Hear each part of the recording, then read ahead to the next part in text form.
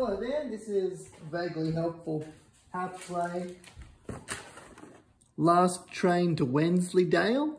There's a re-implementation of it called The Last Train to Nuremberg or Hamburg, which is basically the same game but with a tiny bit different map. With, instead of hills and valleys, it's rivers and fields. The basic premise of the game is you're transporting goods and people by building train lines and then getting bigger train companies to take care of your train lines, so you're getting profit and not having to pay for trains all the time. There's little people all over it. There's green people that want to go to the green stations. There's red people that want to go to the red stations. There is cheese, which is the orange blocks, and stone, which is the white. In the second implementation, it's beer and mail, but you can flip-flop the rules between both, which is awesome. It's another Martin Wallace game in the same idea of Tinner's Trail. Like, there's bidding and there's building, and you have to balance influence in this game instead of getting water out of the ground. And I am loving it. I'm just going to show, there's a solo variant where you play an AI opponent, and the AI opponent doesn't really build anything onto the board. They just get in your way with the bidding and the buying trains. So the AI gets all of their trains and all of their bidding boxes. But I'll talk through what usually happens with a 3 to 4 player game. Yeah, originally, like a lot of Martin Wallace's games, it's a 3 to 4 player game, and then a 2 player variant came out with the second implementation, and then just on Board Game Geek, someone came up with a AI variant. So basically the game works like this. You seed the board, you seed the board like a bunch of Martin Wallace games by using this cool bag and putting all of the products in, and then you take 2 out and put it in each location. So you would put it in the lowlands, and any cheese that is left in the lowlands stays, and all the stone just takes off the board. And in the hills or the mountains, any cheese that is left in the mountains get taken off the board. And so every time you seed the board, it's different. So sometimes there's heaps of cheese on this side of the board, so you're taking cheese out, and heaps of the time there's no cheese on this side of the board. I left this side blank so I could just show you a little example. So let's say I take 2 boxes here, 2 boxes here, 2 boxes here, and you're doing this all over the board. So in this case, the cheese stays. In this case, the stone leaves. In this case, the cheese stays, the stone leaves. And you do this in the hills too. So I did this earlier, and there was a lot of cheese in these areas, so I had to take it off the board. Same with the people, like the towns, which are just the circles. You put 2 people in there, and so sometimes it's a red, sometimes it's a green, and sometimes it's a white. The white little figures are very interesting because they are the farmers that own land here that are protesting or very negative against you building train lines through here, right? So we're building train lines, and this farmer is like, no, I don't want you to build anything. So then you have to use your influence points, like your government influence points. So you've got all of these influence tracks here. Government influence points is what you get to convince people, and then they come off the board because they're convinced, right? And then your engine influence is the points that you use other people's train lines and engines, right? So I think this is brown. The brown is what you use to buy trains up here. I'll show you in a little bit. Because you're a tiny train company, so you're not building your own lines, you're just using other people's lines, and you're using your own, other people's trains. That may not have been clear, but it'll come clear in a bit. And then the 2 other influence lines are if you're using the red railway track to get the people back to their, because, this will become clearer when I actually show it, but basically if you use a red station company town, you have to pay them influence to then take over your line and take care of it later, so you don't. My dog's dreaming and making weird noises. Hopefully he's okay. So the run of it is we do an auction, then that determines the player order, and then we build, track, then we buy trains and move other goods, and then we determine profit loss, and we determine victory points. The original Last Train to Wensleydale, you didn't score until the end of the game. And so profit loss track was just to determine who went first. But in this game, in the re-implementation, which I'm going to use in the solo variant, you score every time. And so you score how much your people are worth, like your passengers are worth, because sometimes you can be in first or second or third class. And then you score if you brought stone out, which is a little bit more expensive, and cheese is a little bit less expensive. So, to the auction. Because we're playing a 2-player variant, we only have 6 spots. Usually there's 4 spots in the auction, but I just put a card over here so I remember. Then we use this little baggie for the auction points, which are just different discs of different colors to give you different influence points. You put 1 in every square.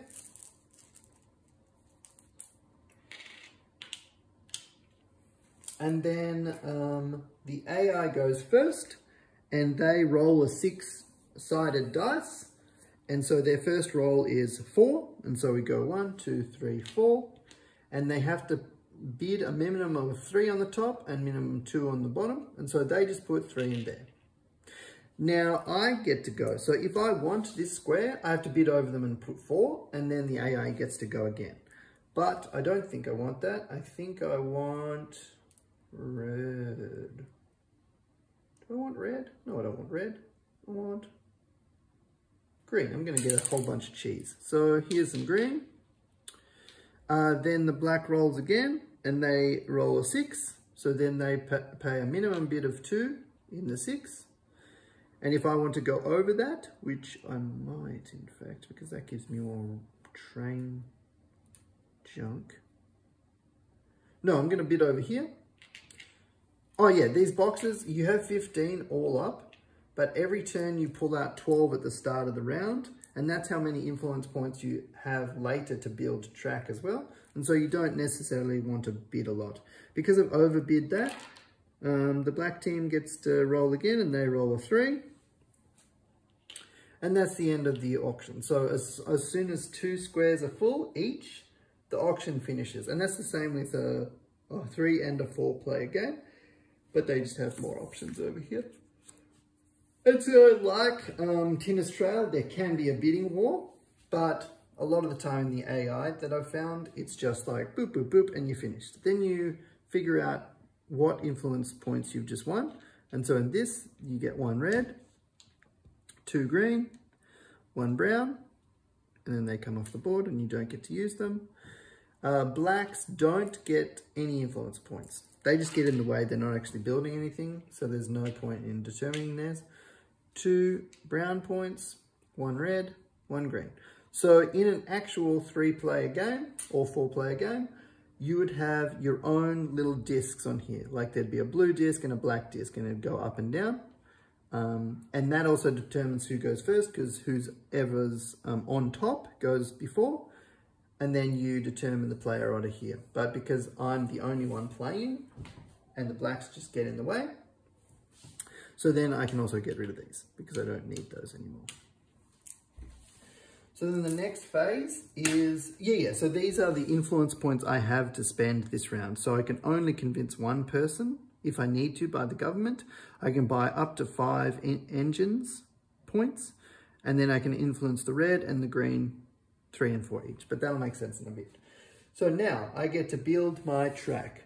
I have a bunch of track in here in this little box, and I have 4 influence box left. So I can only build up to 4 tracks, and I want to pull out as much cheese as possible. And this will come a little clear later. So if I start from green, I could take 1, 2, 3, 4 and take a whole bunch of cheese. Or I could go Oh yeah, I could go 1, 2, 3. Oh, yeah, because I don't have much politics. I'm trying to avoid... Ah, here you go. I can get some 1, 2, 3. That's what I'm going to do, and I'll show you why. So 1, 2, 3. Oh, there should be people in Threshfield. Just pull some people down here just for the example. So let's say there's those red guys in Threshfield. So I'm using 3 of my influence boxes. They go back in the thing. Then I also have to pay 1 red. Do I? No, I have to pay 2. Oh, sorry. Yeah. So green to green is 1 influence points. Green to yellow is 2 influence points. Yellow to yellow is 2 influence points because you have to build into the valley and up into the hills. So this is 1, 2, 3, 4, 5. Wait, 1, 2, 3, 4, which I've paid. Then, so that's build track order. I don't have to do anything else. Buy trains and move good order. So, and now I have to pull the board down a little bit. So up here is your engines tracks, right? And you get to choose 1 at a time. And in the game with everyone else, it's like 1 at a time, and then you start pulling goods out 1 at a time too. But in the AI just chooses through a roll of the dice 1 of the train tracks to steal from you. So you roll the dice, and if it's 1, 2, 3, 4, 5, 6, and then which side, it's 1, 2, 3, 4, 5, 6. And so it rolled this one, right? And then I get to choose which one I buy, and I've only got 5 points. So this is worth 1 point, 2, 3, or sorry, 1, 2, 3 of those points. And because I want to pull out stone and 2 passengers, I need a 2 and a 2 like this. But because the passengers are worth, oh, he's taken the one I could have taken. Because if I buy a first class, this is first class, second class, third class, first class, it's worth 3 points for every passenger I pull out. So I could have taken this and taken the 2 guys, but I'll just get this so I can get both at the same time. So this is worth 2.